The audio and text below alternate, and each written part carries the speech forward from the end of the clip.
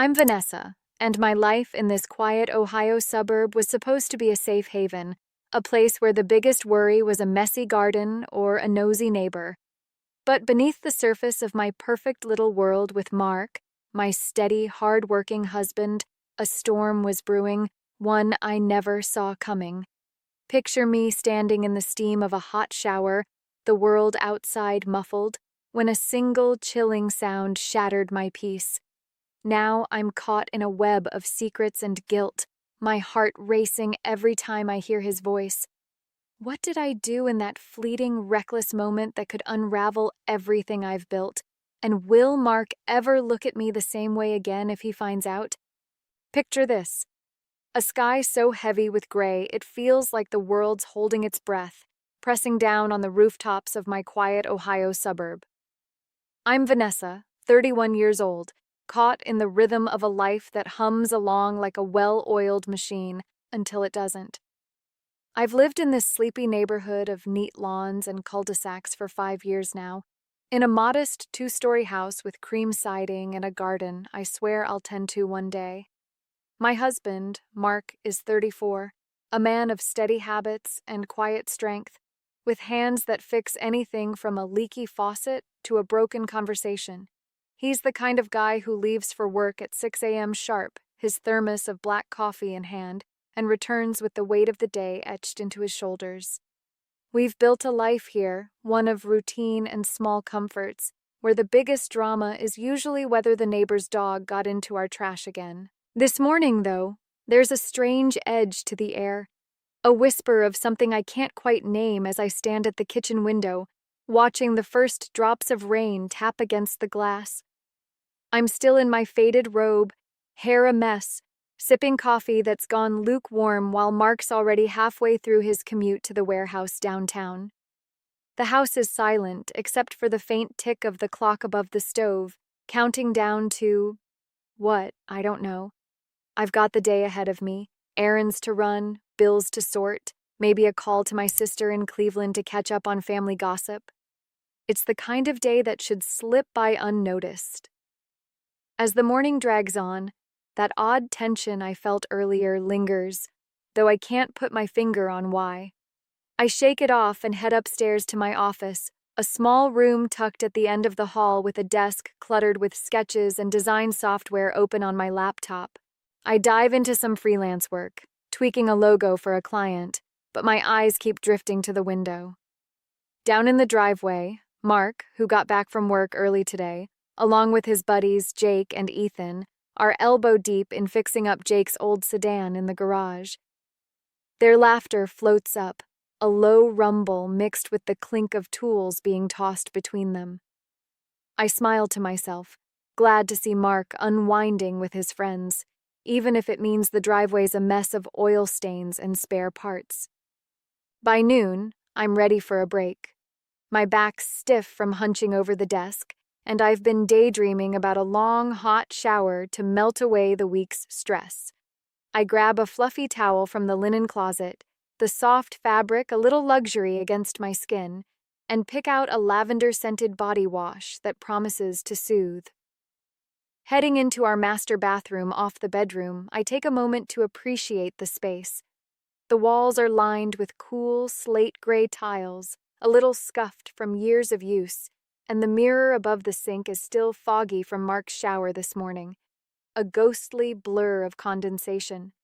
A small window high up lets in a thin beam of sunlight, catching on the steam that's already starting to rise as I turn on the water.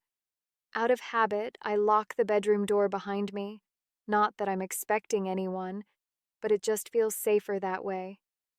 The hot water cascades over me now, a comforting blanket of warmth as steam swirls around, clouding the glass shower door and filling the bathroom with a hazy, almost dreamlike fog. I let the tension of the day slip away, the lavender scent wrapping around me like a soft whisper, lulling my senses. I'm lost in the rhythm of the water when a faint sound pulls me out of my thoughts. Footsteps, slow and deliberate, creaking on the stairs outside. My first thought is Mark, maybe coming up to grab a tool or a forgotten jacket from the bedroom. I don't give it much mind, tilting my head back to rinse the shampoo from my hair, the rush of water muffling everything else. Then a sharper noise cuts through, the bedroom door creaking open. My stomach tightens. I could have sworn I locked it, but maybe the latch didn't catch. Before I can even process that, low voices murmur just beyond the bathroom, a casual chuckle weaving through their words. It's not Mark, it's Jake and Ethan, their tones familiar from the driveway earlier. I catch snippets of their conversation, something about needing to scrub the grease off their hands before they touch anything else in the house. My breath hitches. The bathroom sink is right outside the shower, just a few feet from where I stand, separated only by the foggy glass. I fumble to turn off the water, hoping the sudden silence will clue them in that someone's here, that they'll turn around and leave. But the handle squeaks too late. The bathroom door swings open with a groan, and through the misted glass, I see their blurred shapes stepping in. My heart slams against my ribs. I'm frozen, one hand pressed against the slick tile wall for balance, water still dripping from my skin. I'm completely bare, vulnerable, and my mind is a chaotic mess of what to do, what to say. I open my mouth to yell at them to get out, but before a single word escapes, the shower door jerks open. Jake standing there, a half grin on his face like he thought this might be some. As the steam clears from the bathroom, the weight of what just transpired hits me like a freight train. I'm trembling, my skin still damp as I wrap myself in a towel, the fabric clinging to me like a flimsy shield. Jake and Ethan are at the sink, scrubbing their hands with a kind of casual urgency, as if they can wash away the moment we just shared. Their eyes meet in the mirror, a quick, unspoken pact passing between them to bury this deep, to act like nothing happened. I catch Ethan muttering under his breath about getting back downstairs before Mark wonders where they've been. Jake nods, tossing a damp paper towel into the bin, and they slip out of the bathroom without so much as a glance in my direction. The door clicks shut, and I'm alone, the silence suffocating. I stumble to the mirror, gripping the edge of the sink as I stare at the woman reflected back at me. She looks like a stranger, eyes wide with something between shock and shame, cheeks flushed not just from the heat of the shower. My stomach twists, a nauseating mix of guilt and dread churning inside me as I fumble to dry off and pull on a robe. My mind is a broken record, replaying every second of what went down, every touch, every whispered word that crossed lines we can't uncross. I can still feel the ghost of their presence, the way boundaries melted away in a haze of heat and impulse, leaving me raw and exposed in ways that go beyond the physical. From downstairs, Mark's voice cuts through my spiraling thoughts, calling up to check if everything's okay since the guys took so long. My throat tightens, but I force out a response, my voice cracking like thin ice. "I'll be down in a minute," I manage, hoping he doesn't hear the tremor. My pulse is a wild drumbeat in my ears, my chest so tight it feels like I can't draw a full breath.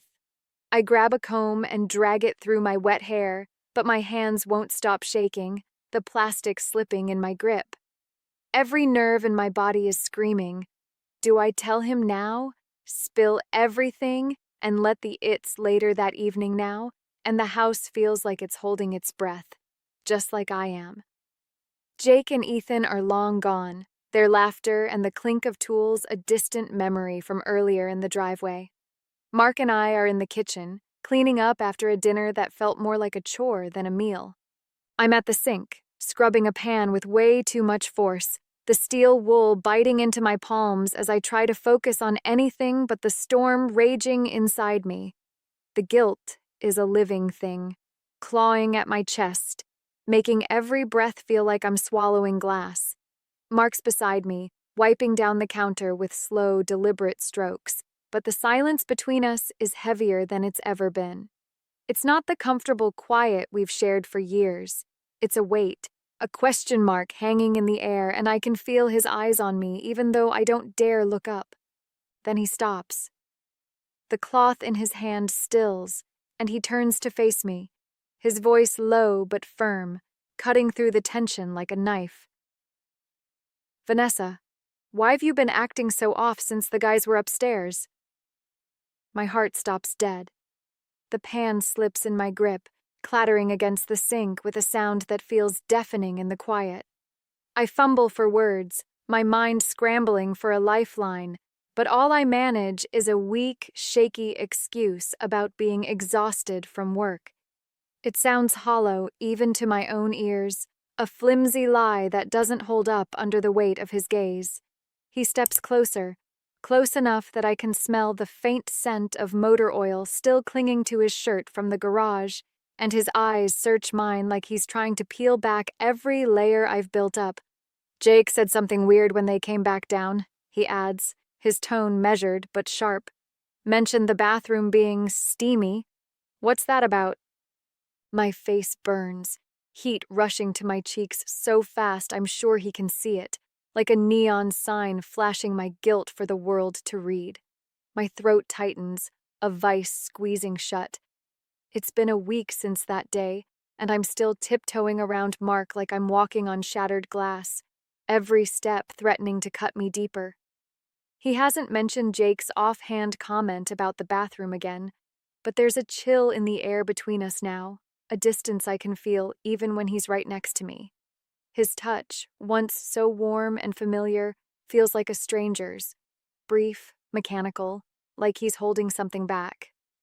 I don't know if he suspects anything, but the uncertainty is a blade twisting in my gut every time I catch his eye. I haven't seen Jake or Ethan since they left that evening, and I'm not sure I could face them even if they showed up. Jake sent me a text a few days ago, just 3 words. We should talk. My hands trembled as I stared at the screen, my thumb hovering over the delete button before I erased it, as if wiping the message could wipe the memory. But it doesn't. Nothing does. The nights are the worst, lying in bed next to Mark, staring at the ceiling while sleep refuses to come. My mind replays every moment of that day in the bathroom, every reckless second that spiraled out of control, every boundary we crossed in a haze of heat and whispered temptation. I can still feel the weight of their gazes, the way the steam seemed to blur the lines between right and wrong until I didn't know where I stood anymore. The guilt is a constant shadow, heavier with each passing hour, and I flinch every time my phone buzzes, terrified it's one of them reaching out again, or worse, that Mark will see something he shouldn't. I've started questioning everything, my marriage, the choices I've made, even who I am at my core. How did I let myself fall into that moment of weakness? How did I betray the man who's been my rock for so long? I don't know if I'll ever tell Mark the truth. Some days, I think I should just lay it all bare, let the chips fall where they may. But the thought of seeing the hurt in his eyes, or worse, the don't forget to subscribe, like, and comment if you enjoyed this story. This will help us create more engaging stories for you.